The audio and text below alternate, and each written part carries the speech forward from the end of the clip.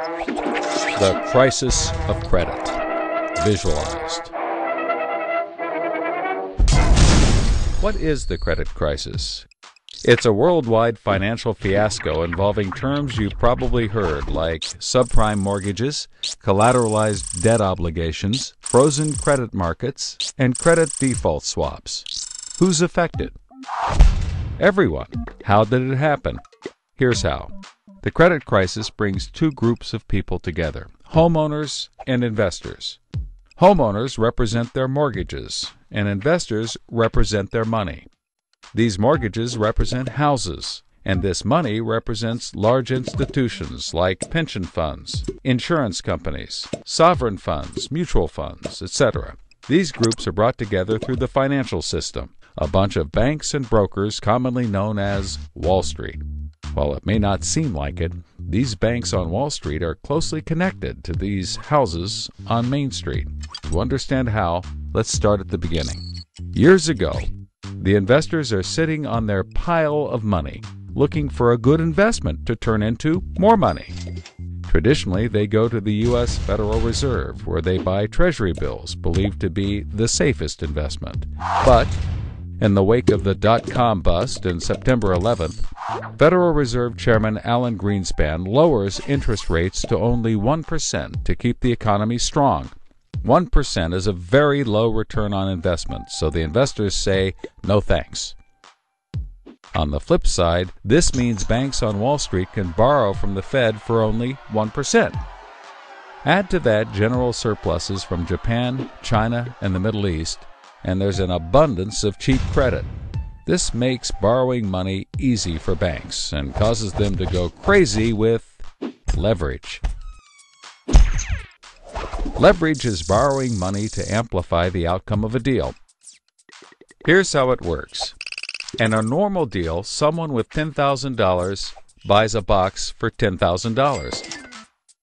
He then sells it to someone else for $11,000.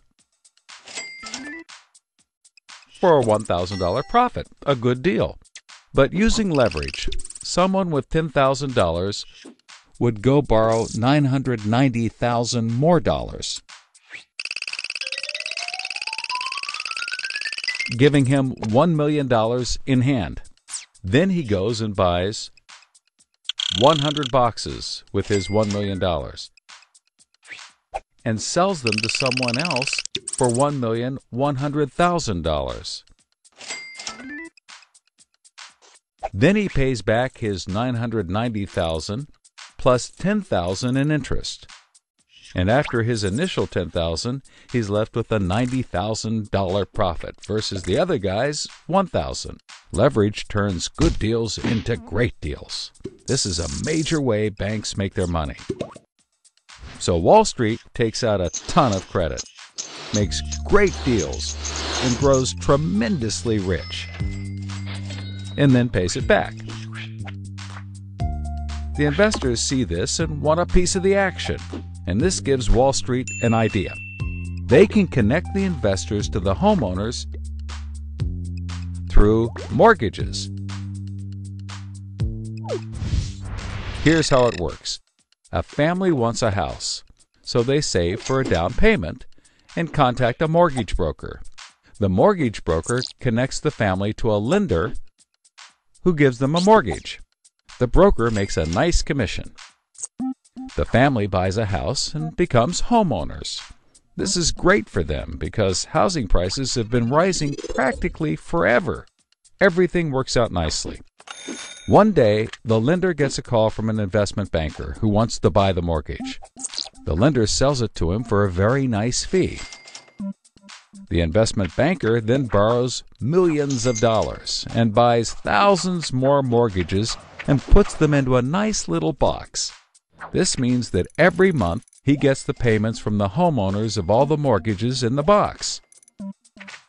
Then he sicks his banker wizards on it to work their financial magic, which is basically cutting it into 3 slices: safe, okay, and risky. They pack the slices back up in the box and call it a collateralized debt obligation, or CDO. A CDO works like 3 cascading trays. As money comes in, the top tray fills first, then spills over into the middle, and whatever is left into the bottom. The money comes from homeowners paying off their mortgages. If some owners don't pay and default on their mortgage, less money comes in and the bottom tray may not get filled. This makes the bottom tray riskier and the top tray safer. To compensate for the higher risk, the bottom tray receives a higher rate of return, while the top receives a lower, but still nice return. To make the top even safer, banks will insure it for a small fee called a credit default swap.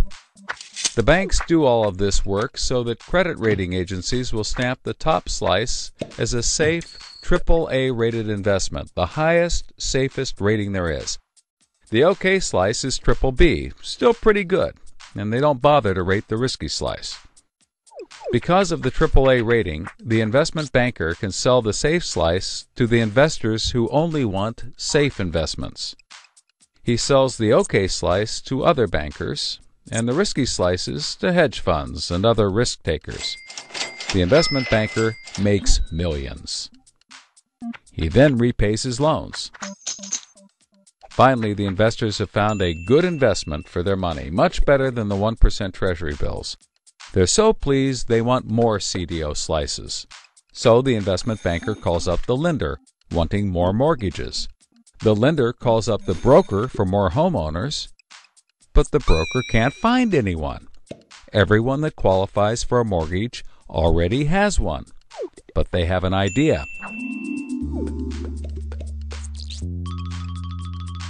When homeowners default on their mortgage, the lender gets the house, and houses are always increasing in value.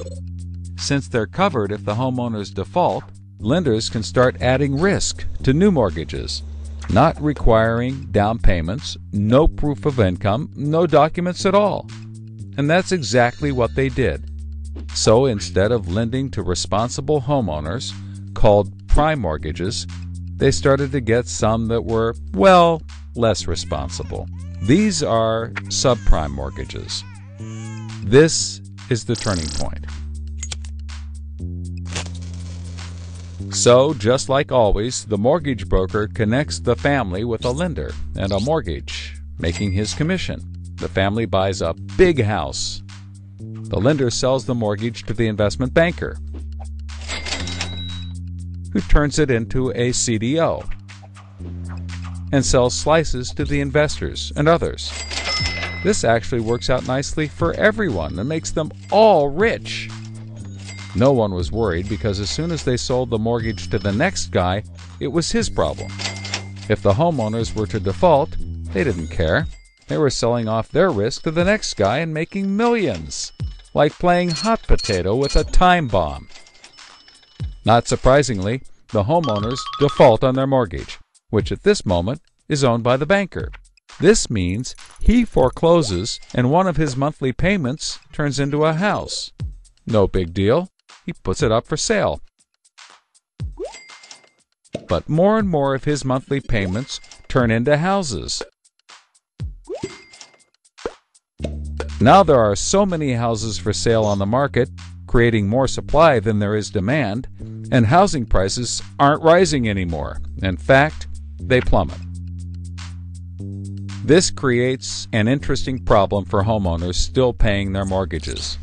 As all the houses in their neighborhood go up for sale, the value of their house goes down, and they start to wonder why they're paying back their $300,000 mortgage when the house is now worth only $90,000. They decide that it doesn't make sense to continue paying, even though they can afford to, and they walk away from their house. Default rates sweep the country, and prices plummet. Now the investment banker is basically holding a box full of worthless houses. He calls up his buddy the investor to sell his CDO, but the investor isn't stupid and says, no thanks. He knows that the stream of money isn't even a dribble anymore. The banker tries to sell to everyone, but nobody wants to buy his bomb. He's freaking out because he borrowed millions, sometimes billions of dollars to buy this bomb, and he can't pay it back. Whatever he tries, he can't get rid of it. But he's not the only one. The investors have already bought thousands of these bombs.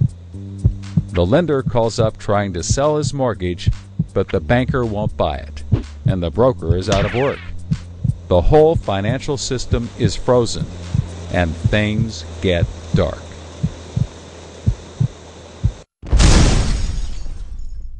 Everybody starts going bankrupt. But that's not all.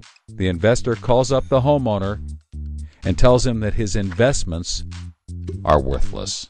And you can begin to see how the crisis flows in a cycle. Welcome to the crisis of credit.